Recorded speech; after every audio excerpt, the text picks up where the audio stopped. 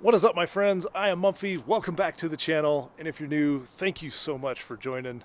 In today's video, I figured it'd be kind of fun to explore my thought process when going about adding a new mod to the Tacoma. But before we get into that, I would appreciate it if you would smash that subscribe button if you haven't already, hit the like button, leave a comment, and be sure to check out a couple of great companies making mods for the Tacoma.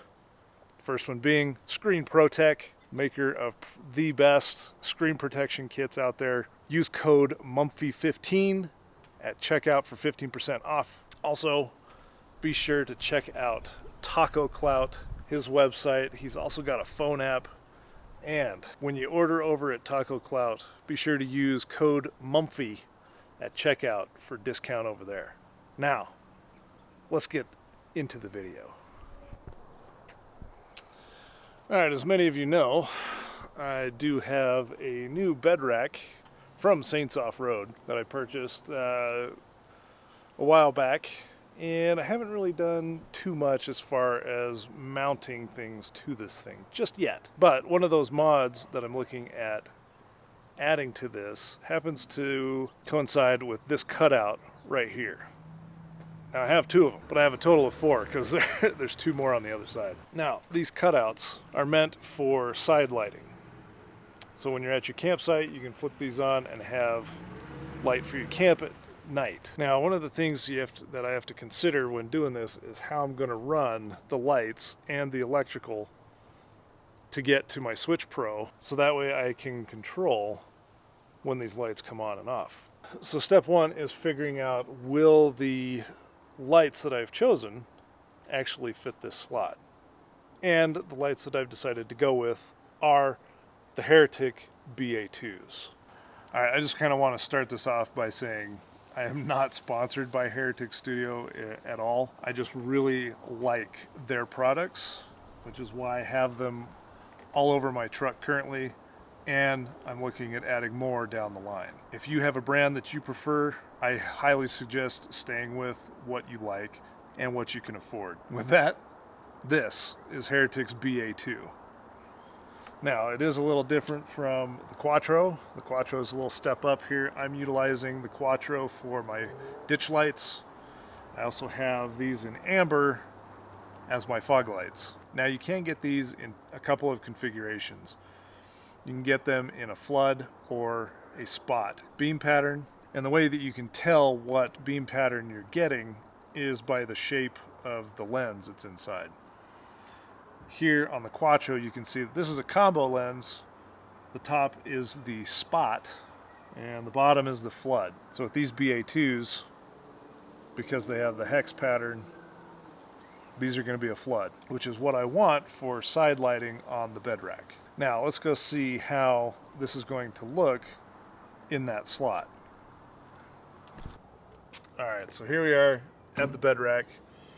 Got the Heretic BA2. I'm just going to fit this into the slot, and it actually fits quite well. It's short enough that it'll fit through. It may not sit exactly flush, but that's some of the things that you run into when you're planning out a build like this. So now that I know that the sizing works, now I have to figure out how I'm going to wire up each of the lights so that way I can get it to my Switch Pro and be able to turn these on and off. One of the things that I've been told is that you can actually daisy chain these. So that's what my plan is. I'm going to daisy chain the two on the passenger side into the two that'll be on the driver's side. And then I'll run the wire from the back of the bed up underneath and connect it to the Switch Pro. Now that I have that all planned out, now it's trying to figure out how much wire and how do I want to plug in each of the lights. Alright, now one of the things that I highly recommend if you're adding lights, regardless of what brand it is to get a wiring harness kit. Yeah, they add on maybe about $30 to your order, but I highly recommend getting it because it's going to come with what you need to wire up your lights. And if you're doing the Switch Pro, you actually won't be utilizing the fuses or the relay, which is really nice. So you can eliminate an entire process there of trying to figure out where you're going to put the relay, how you're going to wire, how you're going to get the wires into the cab with the switch. I like the simplicity of the Switch Pro because you're only going in through once, and then you're hooking everything else under the hood and not having to mess with all that. Anyway, I highly recommend getting a wiring kit. I noticed the last time I ordered one, they kind of switched up the wiring kit. This one here has kind of a rubberized covering over the wires. I'd actually like to see the wire loom. I really like the wire loom over the rubberized, but I also really like having these connection ends versus just loose wiring. These ends are so much better. I also really like the wire loom, and I know this is kind of a mess right now, but I really do like that this is a closed wire loom, and then on the end they've heat shrink the ends leading to the connection piece. And these are waterproof, I'd like to say. They might be water resistant, but they do have the gasket around them. And with Heretic, they've taken that into consideration. So all their lights basically just plug into that. I really appreciate that. That helps cut down on trying to splice wires. You just connect and go. So that's a big plus for going with these Heretic lights. You know, one of the funny things I just realized is that this is kind of an install video without the install. But I hope you guys are really enjoying it. If you are, let me know. Hit that like button. Leave me a comment. And yeah, if you like this kind of stuff, let me know. But let's continue on. So now I got to figure out how I'm going to power the lights on the bed rack. And that's what this big old long wire is for. What you'll notice is that on both ends I have the light plugs. Either of these are not going to plug into the Switch Pro, so one of these is going to have to be cut so that way I can tap that into the Switch Pro kit that's on the SD Off-Road MT tray. Before I do that, I'm actually going to size this to make sure that I have enough wire to run from the engine bay to the back of the rack.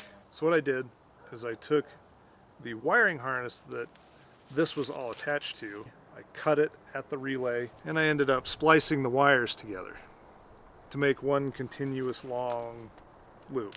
And I took another section of wire loom that I had. This one is the kind that's split down the middle, and just tuck those away. And I know it's not fully closed, but what I'll do is I'll actually electrical tape this, or maybe I'll just run a section of heat shrink and shrink this all together so that those connections are protected underneath. Because I know that this is actually going to be underneath the truck somewhere. With those two connected, I actually have enough wire to run from the engine bay down through underneath and then back up between the space between the cab and the bed. And what I want to do is I actually want to run this connection into the bed so I can hook the lights in. So if I ever need to remove the bed rack, all I have to do is unplug the wires, unplug the single wire that connects all of the lights back there without having to uninstall everything. That's kind of my thought process with this bed light option install. All right, now obviously I'm not doing a full install on all these lights, but it's kind of my thought process on how I go about, how am I going to figure out solutions for some of the problems that I run into. Now, it's not to say that I won't run into issues further on down the line, or while once I finally get into installing all of this stuff, which I will be doing, so stay tuned for that install. But I hope this kind of helps you understand some of the issues, or maybe planning out future mods down the line. Be sure to do a lot of your own research to find out if the mod that you want to do is something that's going to be a fairly simple install or something that's going to be a little bit more complicated. The Switch Pro install can be a little bit over daunting and can intimidate quite a lot of people, especially those of us that aren't electrical wizards out there. And I'm sure I'll probably get a couple of comments on this video talking about, well, make sure you're running certain gauges of wire if I'm going to do that, and what's the draw on the BA2s. So it's things to consider like that when you're looking at adding mods to your Tacoma. Well guys, that's going to wrap it up for this video. I hope that some of this information has helped you with your own planning of mods down the line. I mean, it doesn't necessarily have to be an electrical mod like mine is going to be, but perhaps it's sliders, maybe it's a roof rack, maybe it's installing the bed rack, maybe it's just installing the Switch Pro. Be sure to take your time, even once you get the mod, to do a little bit of research. I've done the exact same. I've sought out other YouTubers who have done the install and watched the video over and over and over again, even reaching out. I've had a few people reach out to me concerning the Switch Pro install just to make sure that they understood what needed to go where. And that's a big beneficial help when it comes to something that's maybe a little bit more daunting than installing a bed rack. I hope you guys enjoyed this video.